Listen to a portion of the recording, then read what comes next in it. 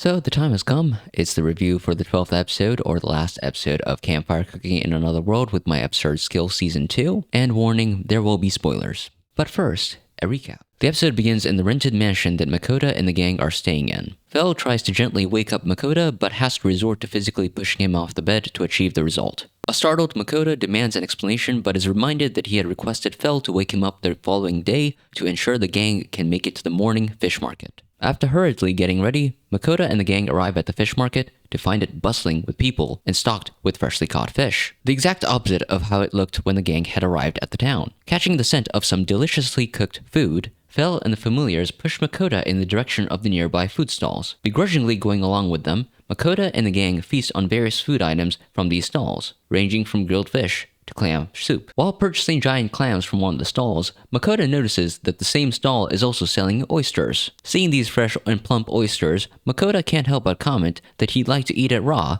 with a squeeze of lemon. A comment that shocks the woman managing the stall, who warns Makoto to never do this unless he wants his insides to be torn apart by fishworms. Freaked out by Makoto, she also warns him to cook the fish that he eats. Putting aside the interaction, the gang purchase a variety of seafood from the fish market and also receive lots of free seafood from the locals, who are grateful that the gang were able to get rid of their kraken problem. With the amounts of gifts that they receive, Makoto and Fel are left bewildered by just how much as they go back to the rented mansion. Later on in the day, Makoto relaxes in the backyard of the rented mansion while enjoying the view of the sea. Pondering as to what he could make for a late lunch or an early dinner, Makoto settles on making Okonomiyaki for the gang. Okonomiyaki is like a Japanese pancake type dish that is often cooked on a flat griddle. It's usually made with wheat flour batter, shredded cabbage, and other ingredients like meat and fish. The exact variation of ingredients and the style of okonomiyaki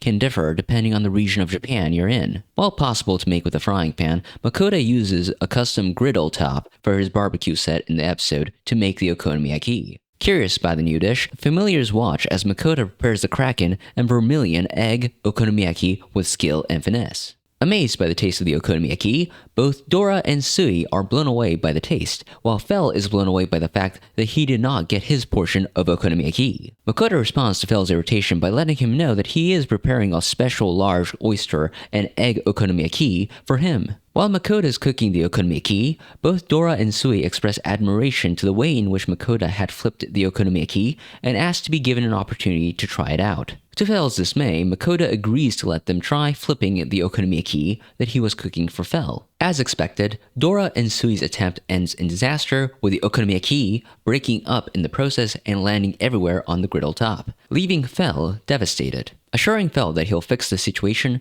Makoto seems to put the okonomiyaki back together and serves Fel a now perfectly cooked extra large oyster and egg okonomiyaki. Seeing Fel enjoying his special okonomiyaki, both Sui and Dora demand more okonomiyaki, and Makoto gets on cooking again. After this meal, Makoto is in the middle of wiping down the dishes when the familiars stop by to tell him of their intent to go exercise and hunt. Knowing what they are like, Makoto hands a magic bag to Fel so they can use it to keep the creatures that they hunt down, giving us, the audience, another lovely shot of Fel with a bag. As Makoto sees off the familiars, Marks, the guild master of the Adventurers Guild in Burleyand, comes by the home with a message from the Merchant Guild. The message happens to be from Lambert, the merchant that Makoto had befriended during Season 1. With how well the shampoo and soap had sold, Lambert requests Makoto to restock their supplies to keep up with the demand, and also reminds him that Makoto's requested cape is almost done.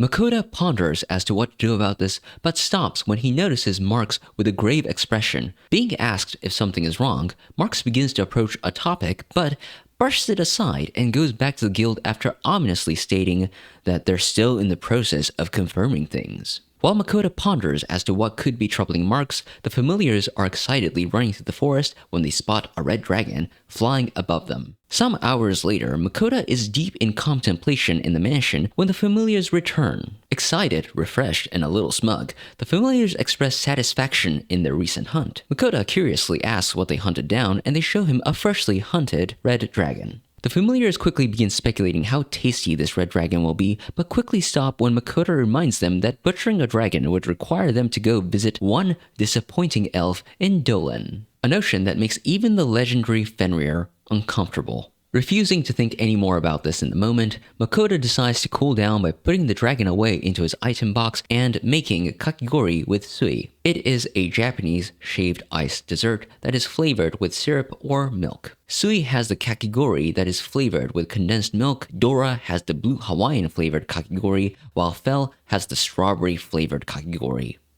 All of which the familiars seemingly approve of. Sometime after this, the gang visit the local adventurers guild and find it crowded with concerned adventurers and guild staff. Makoto asks Marks if something happened, to which Marks replies that something terrible appeared near the mountains. Getting a sense of deja vu, Makoto requests Marks to talk privately. Upon moving the conversation to what looks to be an empty butchering room, Makoto takes out the red dragon and shocks Marks to the core. Seeing that the dragon had been taken care of, Marks tells Makoto that his rank should be promoted up to S rank. Makoto tries to brush off the sentiment and downplay the appearance of the red dragon, but Marks scolds Makoto for it and makes clear that an appearance of such a dangerous creature needs to be shared. Later on, Makoto makes his regular offerings to the gods. As all the gods begin making their various requests, Goddess Ruka shocks everyone by stating that she wants Okonomiyaki. Having seen how much the familiars enjoyed it, the other gods join in on the sentiment and settle on some combination of their usual requested items along with Okonomiyaki, something that Makoto reluctantly accepts. Once the offerings are done, Makoto contemplates what to do next. Mulling the business with Lambert, the need to get to Doland to get the Red Dragon butchered, and realizing that rumors of their Red Dragon subjugation are bound to start spreading soon, Makoto ponders as to what would be the best course of action for him and his familiars. Seemingly reaching his decision, Makoto pulls out some fireworks and the gang have some fun enjoying them outside. After this, we get a credit sequence that showcases Makoto getting promoted to an S-rank adventurer and prepping for their trip out of Berliand. The episode ends with Makoto locking the rental mansion for the last time before turning to see his 3 confident familiars waiting to embark on their next journey, making for a nice final scene for the episode and season 2. So, thoughts? Finale-wise, I would say it was pretty solid. We had a lot of good food scenes, which is always nice. We had a lot of time with familiars, also another nice thing. We wrapped up the Berliand arc pretty much with the fish market scenes, and we also started to set up a little bit of the storylines that will happen from here, the Red Dragon subjugation, Lambert, basically laying out all the components so Makoto and the gang could get out of Berliand or start heading out of there as the season ends. My one possible frustration with the finale is that they spent quite a bit of time hinting that Makoto is like really considering where to go from Berliand, and I don't know, it just feels like we kind of left on a somewhat inconclusive direction where Makoto is like going, okay, we have to do something with the Red Dragon meat, and then there's also Lambert, and then there's this, and then he's just kind of like, oh, I've decided, and without actually saying, hey, what did he decide, they just move on, and the scene just basically ends with the gang being like, we're ready to go, which is fine, but I don't know, you could maybe tell us where you're about to go. That would be kind of neat. That would have been full circle for like the final episode. And as far as the overall season 2 goes, very solid season. I think it was very, very consistent in both story quality, pacing,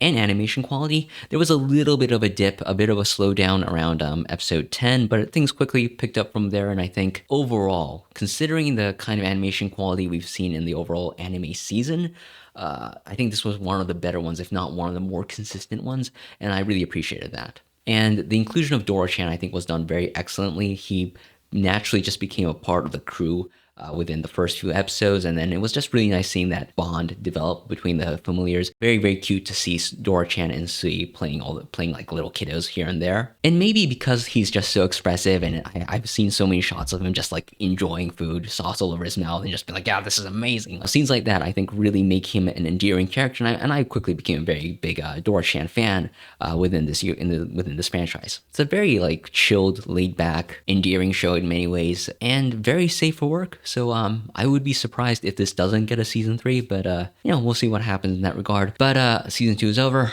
I'm a little bummed to see my favorite anime of this season go away, but it is what it is. All good things must come to an end, and I will just say that I thoroughly enjoyed it in the very same ways that the familiars thoroughly enjoyed the food that Makoto cooked for them. But those are just my thoughts. Let me know in the comments down below your thoughts if you have any, and make sure to like the video if you enjoyed the review, or if you enjoyed the review series overall. I don't know, it's my first time doing something like this. Maybe I'll do it again for some other show, who knows? And I will talk to you guys again later.